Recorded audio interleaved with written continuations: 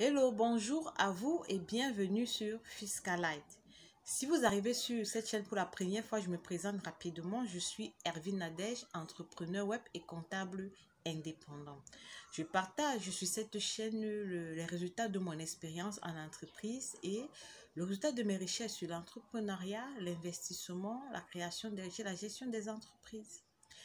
Alors, je vous invite à activer la cloche de notification, à vous abonner et à visionner à regarder cette vidéo jusqu'à la fin. Alors, aujourd'hui, je viens avec une nouvelle vidéo pour vous parler, pour vous donner 7 conseils pour bien gérer votre entreprise. Alors, être entrepreneur, c'est porter plusieurs casquettes. En plus de produire, vendre, communiquer, manager, vous devez pouvoir gérer votre entreprise avec brio. Cette gestion ne se limite pas uniquement à la comptabilité. Certains entrepreneurs ont limité la gestion de l'entreprise à la comptabilité. Aucun non. Vous devez pouvoir organiser les ressources humaines, les ressources financières et les ressources matérielles. Alors, le premier conseil que je vais comme ça vous donner, c'est vous devez être acteur à 100% dans la gestion de votre entreprise. Qu'est-ce que j'entends par être acteur à 100% dans la gestion de son entreprise? Vous ne devez pas dépendre des clients ou des sous-traitants. Vous devez pouvoir exécuter toutes les tâches de votre entreprise au moins à 70%. Donc, la dépendance aux salariés ou la sous-traitance totale n'est pas recommandée pour un entrepreneur. Donc, la bonne gestion de votre entreprise par vous-même va vous permettre de prendre les bonnes décisions quand il faut. Alors, je prends un exemple simple. Une personne, par exemple, qui crée un restaurant et qui ne sait pas cuisiner, ou qui crée un salon de coiffure et qui ne sait pas coiffer, dites-moi. Il dépend totalement du coiffeur qu'il a recruté. Hein? Et il est assujetti à ses caprices, à son chantage. Le monsieur peut l'imposer un salaire qu'il veut. C'est-à-dire que c'est le genre d'entrepreneur qui va changer les employés comme des sous-vêtements. Parce que quoi? Chacun viendra faire ce qu'il veut comme il veut. Puisque le monsieur ne sait pas ce que c'est que coiffer. Il ne sait pas bien coiffer. Donc, il aura même des difficultés à exceller dans ce domaine. Parce que comme il ne sait pas comment on le fait bien, il ne pourra pas apprécier le travail fait par l'employé. Alors, soyez donc acteur à 100% dans la gestion de votre entreprise. Le deuxième conseil, c'est de tenir votre comptabilité à jour. Il ne s'agit pas seulement d'appeler le comptable pour lui dire, par exemple, parce que certains entrepreneurs m'appellent que madame, nous avons réalisé tel chiffre d'affaires, on a fait tel chiffre d'affaires. Il ne s'agit pas seulement de ça. Ne prenez pas la comptabilité comme un casse-tête ou comme quelque chose d'ennuyeux. Non, vous devez vous impliquer. Vous devez chercher à connaître des notions basiques de la comptabilité. Par exemple, c'est quoi un solde de débiteur? C'est quoi un solde de créditeur? Qu'est-ce que la loi de finances dit par rapport à votre activité? Quelles sont les lois fiscales qui régissent votre secteur d'activité? Vous devez vous cultiver dans la comptabilité pour pouvoir prendre les bonnes décisions. Par exemple, quelles sont les sanctions que vous encourez lorsque vous faites les paiements, les déclarations fiscales hors délai? Vous devez vous impliquer, vous devez chercher à connaître, vous ne devez pas tout abandonner au comptable. Vous devez discuter avec votre comptable sur le budget de trésorerie, sur le plan de financement, etc. Sinon, on peut facilement vous embarquer dans un bateau dans lequel vous ne serez jamais entré si vous aviez la connaissance.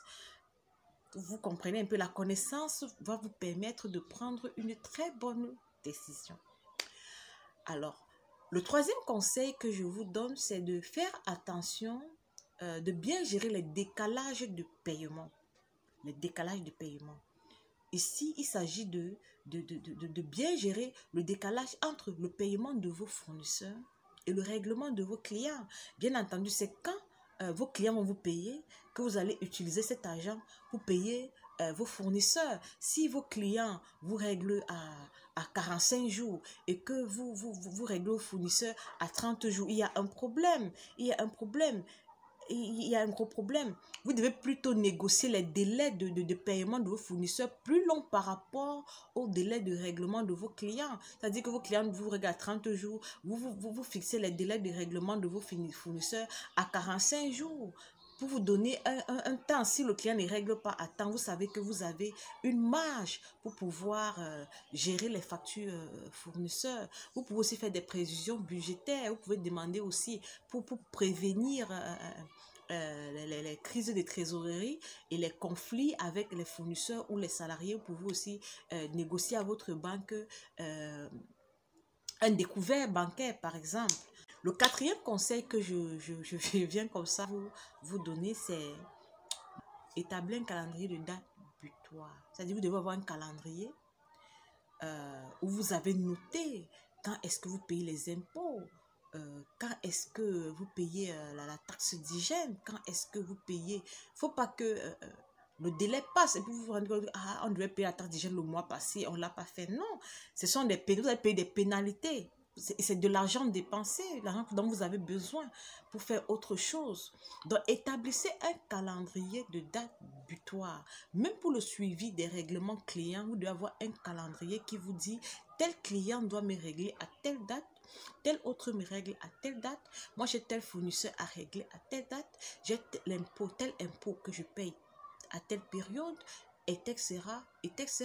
J'ai le loyer que je paye à telle période, j'ai les salariés que je règle à telle période et un calendrier de date butoir que vous contrôlez à chaque fois pour ne pas vous retrouver dans des situations conflictuelles ou même avec l'administration fiscale ou avec vos fournisseurs ou même vos salariés. Respectez le suivi des devis et des factures. Il y a des entrepreneurs, quand ils ont donné le devis dans une entreprise, bon débarras, ils sont couchés dans leur laurier, ils attendent qu'on les appelle. Non, d'autres ne sont pas couchés comme vous. D'autres bousculent. Quand vous avez envoyé un devis à un client, rappelez-le, rassurez-vous qu'il a reçu le devis. Je ne sais pas comment l'a envoyé, peut-être l'a envoyé par mail. Rassurez-vous qu'il a bien reçu le mail. Rassurez-vous que le devis lui a bien été transmis, qu'il a lu le devis. Cherchez à savoir, est-ce qu'il a des questions à poser par rapport au devis? Est-ce qu'il a des appréhensions par rapport au devis? Cherchez à savoir. Établissez une bonne relation avec le service comptable de vos clients. Ça, c'est pour fluidifier la relation lors du suivi, lors de la relance des règlements des factures. Vous comprenez un peu? Donc, ayez une bonne relation avec les comptables de vos clients. Là, quand vous allez les appeler pour le règlement de vos factures, que la relation soit fluide et limpide. Voilà. Donc, le sixième conseil que je vous donne, c'est de maîtriser votre coût de revient. Vous devez connaître dans les moindres détails tous les éléments qui entrent dans votre coût de revient. Bien calculer votre marge bénéficiaire et vous rassurer que cette marge vous permet de gérer les charges externes et internes. Sinon, vous allez travailler à perte. Alors, le dernier conseil que je vous donne ici, c'est de vous faire assister dans la gestion de votre entreprise. Faites-vous assister dans le domaine où vous n'avez pas une compétence. Faites-vous assister par des experts ou des personnes qualifiées de ce domaine sans toutefois vous détacher totalement du domaine. C'est-à-dire que vous cherchez peut-être un conseil pour la comptabilité ou un comptable indépendant comme moi par exemple pour la comptabilité ou un conseil et vous ne vous détachez pas totalement de la comptabilité. Vous cultivez dans la comptabilité aussi. Donc, ce n'est pas comme si vous jetez votre entreprise entre ses mains. Voilà. Donc, si vous avez appris quelque chose tout au long de cette vidéo, si vous avez aimé, n'hésitez pas à liker, partager pour que d'autres personnes puissent aussi en bénéficier. Laissez-moi un commentaire, bien sûr, pour m'encourager. Déjà, merci pour tous vos commentaires. Merci pour les encouragements et tout. Alors, à bientôt pour une autre vidéo.